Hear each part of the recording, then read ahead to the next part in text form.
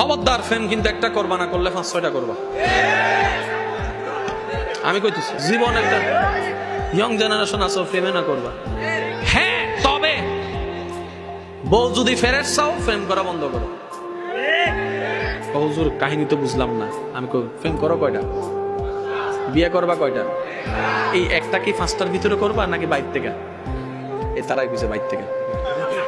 এগুলার লগে শুধু এনজয় করমু, আর একটারে কি করমু, বিয়ে করবো। তো তুমি যেরকম 5টার লগে গুইরা সাইরা দিছো, ওই 5টারে কেউ না কেউ বিয়ে করবে না? তুমি যারা বিয়ে করবা তারাও তো কেউ না কেউ সাইরা দিছে। এখন কি তা করবা? তুমি যেমন অন্যের সারাটারে করবা, তোমার সারাটারে অন্য কেউ করবে।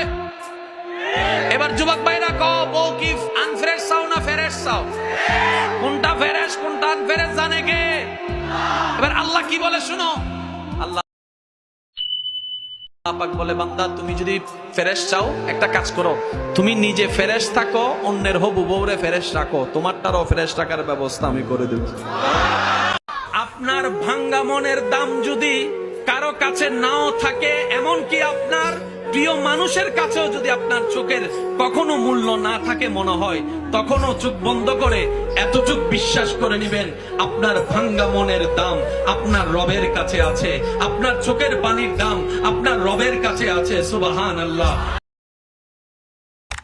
যাদের জন্য মায়া করে চোখের পানি ফেলছেন হাজারো বার, সে হয়তো এমন হতে পারে মাথায়ও হাত বুলাই দিবে না, চোখের পানিও মুছে দিবে না, কিন্তু সেই চোখের পানি যদি রবের প্রেম নিয়ে, আল্লাহ নবীর প্রেম নিয়ে, রবের প্রেম নিয়ে যদি রবের জন্য উৎসর্গ করতে পারেন, রব্বুল আলামিন সেই পানিকে জান্নাতি সবুজ বাটিতে সংরক্ষণ করে রাখবে, সংরক্ষণ করে রাখবে। সুবহানাল্লাহ।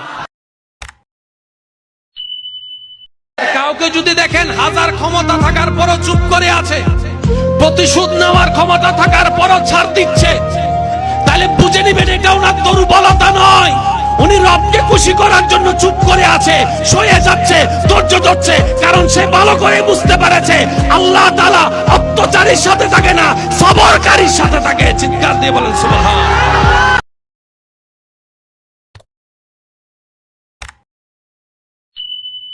যদি আপনার এখানে অশান্তি লাগে তাহলে নামাজ পড়েন, সুবহানাল্লাহ বলবেন না?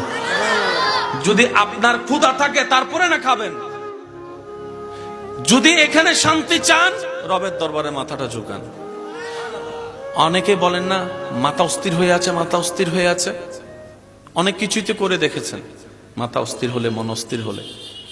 আমি অদমের কথাটাও একবার রেখে দেখবেন, 5টা মিনিট রবের দরবারে মাথাটা ঝুঁকাই, সিজদার মধ্যে মাথাটা ঝুঁকাই দেখেন। 5টা মিনিট আপনি শুধু কোনো কাজ ছাড়া, কোনো কারণ ছাড়া, কোনো কিছু করা ছাড়া শুধু রবের দরবারে মাথাটা আপনি ঝুঁকান, সিজদার মতো করে 5টা মিনিট ঝুঁকান। আপনার দিলে আপনাকে স্বীকার করাতে বাধ্য হবে যে শান্তি রবের দরবারে সিজদা দিয়ে আমি অন্তরে পেয়েছি, এমন শান্তি পৃথিবীর কোথাও আর পাই নাই। বলেন সুবহানাল্লাহ। এটার সাথে বিজ্ঞানের একটা বড় সম্পর্ক, বলেন না, বিজ্ঞানের একটা বড় সম্পর্ক। মনে রাখবেন ভাইরা, আমাদের মেন টার্গেট হচ্ছে রবকে খুশি করা। রবকে কি করা? খুশি করা। কোন বান্দার জীবনের কোন কাজ রবের যদি একটাও পছন্দ হয়ে যায়, মনে রাখবেন সে একটা কাজে তার জন্য জান্নাতে যাওয়ার রাস্তা হয়ে যাবে।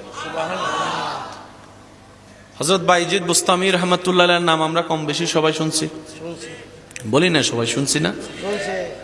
ওনার জীবনে 1000টা কাজের মধ্যে ওনার নাম আসলেই একটা কাজের কথা বারবার বেশি আসে, সেটা কি বলেন না? কি? মাকে কি করেছেন? পানিটা নিয়ে দাঁড়িয়েছিলেন, ঘুমন্ত মা চোখ খুলে দেখলেন সন্তান দাঁড়িয়ে আছে হুকুম পালন করে। ওই দৃশ্যটা দেখে এদিকে মায়ের দিল খুশি, দেখেন তকদির পাল্টাতে সময় লাগে। কেন বলা হয়? এদিকে মায়ের দিল খুশি হওয়ার সাথে সাথে সেই নিউজটা রবের দরবারে যেতে দেরি হয়নি। মনে রাখবেন, ওই যে প্রথম কথা বলেছিলাম, দেহ যেখানে 100 বছরে যেতে পারে না, দিল সেখানে সেকেন্ডের আগে চলে যায়। আর একটু জোরে বলি, সুবহানাল্লাহ। মায়ের দিল খুশি হয়েছে, রব খুশি হয়েছে। আমরা অনেক সময় আলেমদের জবানে শুনি মা সেবা করো, মা সেবা করো, মা সেবা করো, বাবা সেবা করো, মানে কি সবসময় ফাজিবা? না। যারা দাপটের কারণে ন্যায় বিচার পায় নাই, টাকা পয়সার কারণে ন্যায় বিচার পায় নাই, তারা আজীবন অন্যায়ের মধ্যেই ডুবে থাকতো, ন্যায় বিচার কখনো পাওয়ার সুযোগ থাকতো না। রব্বুল আলামিন বলে, দুনিয়ায় যেমন তেমন বান্দা, তুমি শুধু ঈমানটা নিয়ে নেক আমলের ভান্ডার নিয়ে হাসরের ময়দানে আসো, আমি রব তোমার পক্ষে ন্যায় বিচার করে দিব। সে হাসরের ময়দানে কারো দাপট চলবে না। আনাল মালিক, আনাল খালিক, আনাস সামাদ, আমি আল্লাহ। সেই দিন আমার রাজত্ব চলবে, আর কারো রাজত্ব চলবে না পৃথিবী দুনিয়াবাসীর। সেই দিন আমি রব মজলুমের পক্ষ হয়ে জালিমের কঠিন বিচার করে দেখাবো। বলেন সুবহানাল্লাহ। সেদিন হবে মজলুমের জন্য ঈদের দিন। সুবহানাল্লাহ বলবেন না? যখন রব মজলুমের পক্ষ হয়ে জালিমের বিপক্ষে বিচার করবেন, সেদিন মজলুমরা হবে বলবে, আল্লাহ তোমার বড় দয়া যে তুমি মৃত্যু রেখেছো, হাসরও রেখেছো, বিচারও রেখেছো। বিচারের সেই সিস্টেমটা যদি না থাকতো, আমরা জীবনে কখনো ন্যায় বিচার পাওয়া সম্ভব হতো না। কয়টা কথা বললাম বলেন না ভাইয়া? কয়টা? এই দুইটা এক সাইডে রাখতে হবে, তাহলে পরে জিনিসটা আপনাকে কানেকশন লাগালে পুরো জিনিসটা আপনার মিল খুঁজে পাবেন।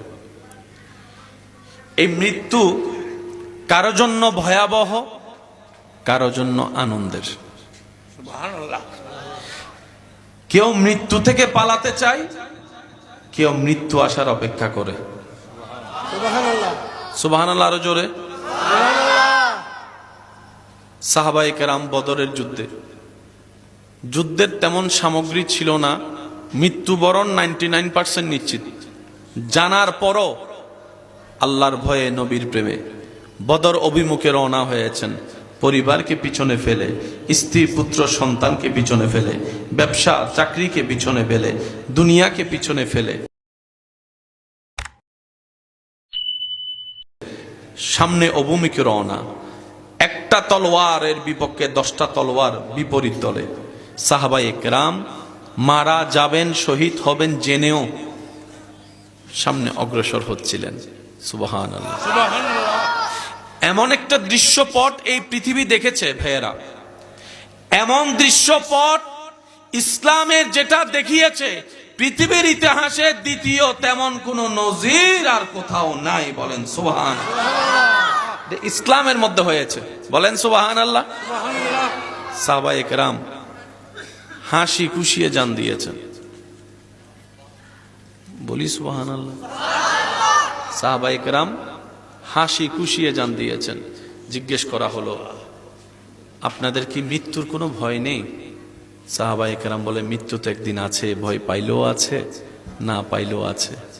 যদি মৃত্যুটা হয়, যেমন আমরা যদি আমাদের ভাষায় বলি, মৃত্যু তো যে কোনো সময় হতে পারে, যে কোনো পরিবেশে।